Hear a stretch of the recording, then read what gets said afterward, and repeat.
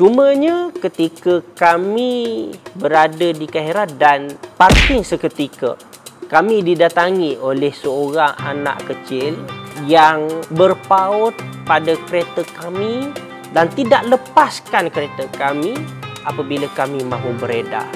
Saya masuk hotel, saya tak cek pun bilik. Masuk terus landing atas katil dan kerana kepenatan dan tidak cermat dalam periksa bilik hotel, apabila langit malam menjelma, kecelakaan mula melanda.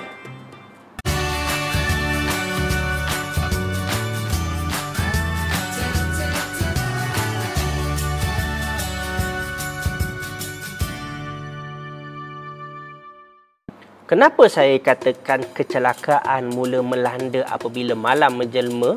Kerana suhu pada waktu malam di Kota Kahirah pada waktu itu mencecah 15 darjah Celsius dan ada waktu tertentu suhunya turun sampai 9 darjah Celsius. Itu musibah yang pertama. Musibah yang kedua ialah kerana saya tidak memeriksa bilik sebelum check-in. Saya dapati bilik tersebut heaternya rosak. Suhunya turun sampai 9 darjah Celsius. Saya dapati bilik tersebut heaternya rosak. Air panasnya tak berapa nak panas lah. Dan dengan suhu yang sejuk macam tu, air paip menjadi air yang sejuk, yang baru keluar daripada peti. Kalau boleh digambarkan sebegitu rupa. Air panasnya tak berapa nak panas lah. Saya lagilah tak boleh tidur. Saya cuba untuk berselimut 2 lapis dan pakai baju t-shirt sebegini 2 lapis dan pakai sweater 1 lapis. Berstokin, tidur. Saya hanya boleh tidur sejam dan kemudian terbangun kerana keadaan tu sejuk yang amat sangat. Dan uniknya hotel dekat Doki yang kami duduk ni, dia macam kita berada di Malaysia tahun 70-an, 80-an. Sekarang pukul 5 pagi waktu di Kahirah dan saya ada satu keistimewaan, nak kata istimewa tak, mengerikan je, menggerunkan pun je, iaitu anda mungkin nampak ia merupakan pintu biasa kan? Tak, ini ialah lift. Rupa bentuk lift. Kalau tengok sepintas lalu ni, itu macam pintu bilik biasa lah kan?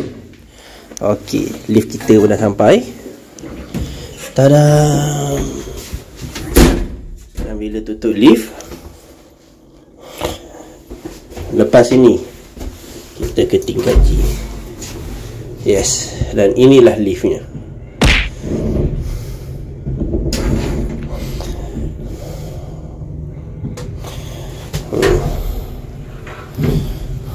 Dia tak ada pintu dalam lift ni, tak ada. Di pintu luar je dia.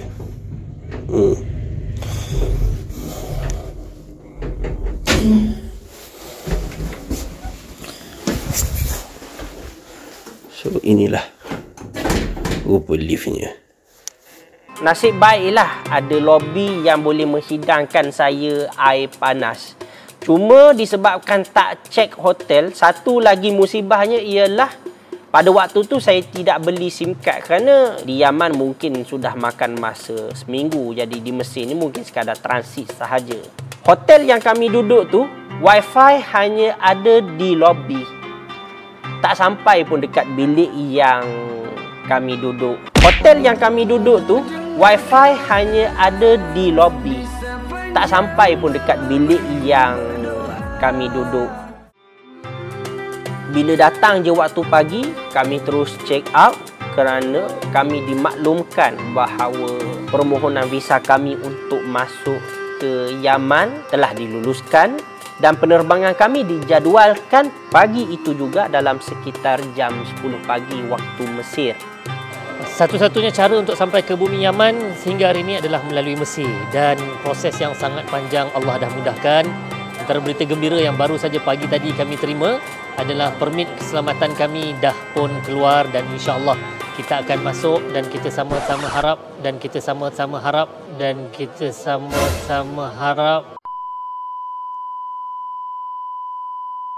tak ada tempat lain nak lalu. Kita harapkan selebihnya Allah mudahkan, dan insya-Allah tujuan kami adalah untuk memastikan agar sumbangan anda, sokongan anda sampai ke pihak yang sepatutnya. Doakan kami.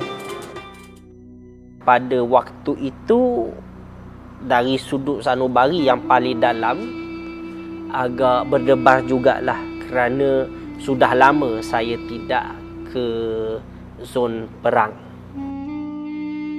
Penerbangan daripada Kaherah ke Sai'un, Yaman memakan masa 2 jam. Anda mungkin tak pernah dengar bandar Sai'un ini.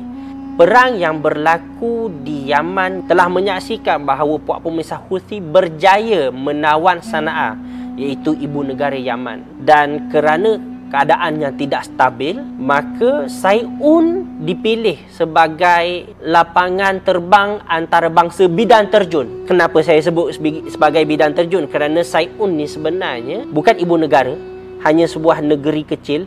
Airportnya pun kecil. Nak kata kecil tak kecil tu, runway tu hanya muat 1 kapal terbang sahaja.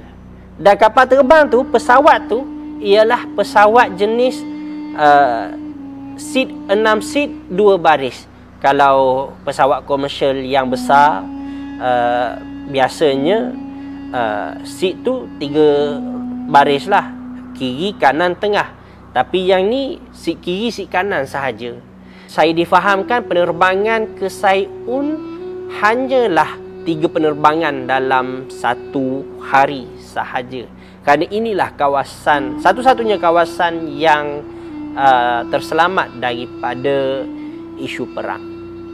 Alhamdulillah, sampai pun di bumi Sai'un. Misi kita Allah mudahkan, dan banyak lagi yang kita nak kongsi kejap lagi. Jom. Setelah pesawat kami mendarat di lapangan terbang Sai'un, kami disambut oleh delegasi daripada Al-Badi Foundation. Mereka menjalankan aktiviti kebajikan dan merupakan rakan strategi sahabat fitrah.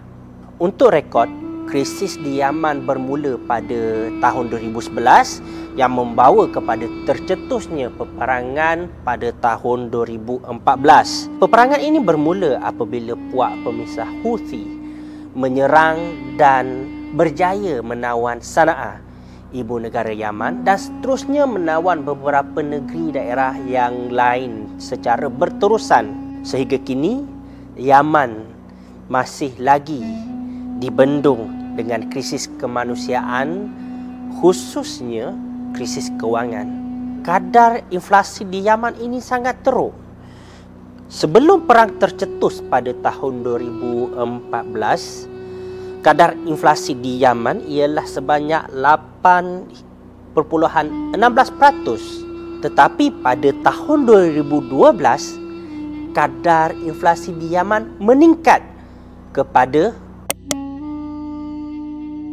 Istana Al-Kathiri, ataupun dengan nama lain ialah Istana Sai'un, pernah didiami oleh Sultan Al-Kathiri pada tahun 1500 Masihi. Dan uniknya, Istana Al-Kathiri ini merupakan binaan yang dibina oleh bata lumpur terbesar di dunia.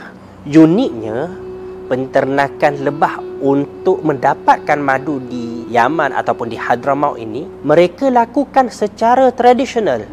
Namun untuk rombongan kami ke sana masih lagi berisiko kerana Ma'rib ini bersempadan dengan Sirwah yang merupakan negeri yang masih lagi di bawah naungan puak pemisah Houthi. Bom daripada udara yang meletup di sini apabila bertemu dengan gas dan petrol berkali-kali ganda letupan yang berlaku menyebabkan kampung ini terus terhapus.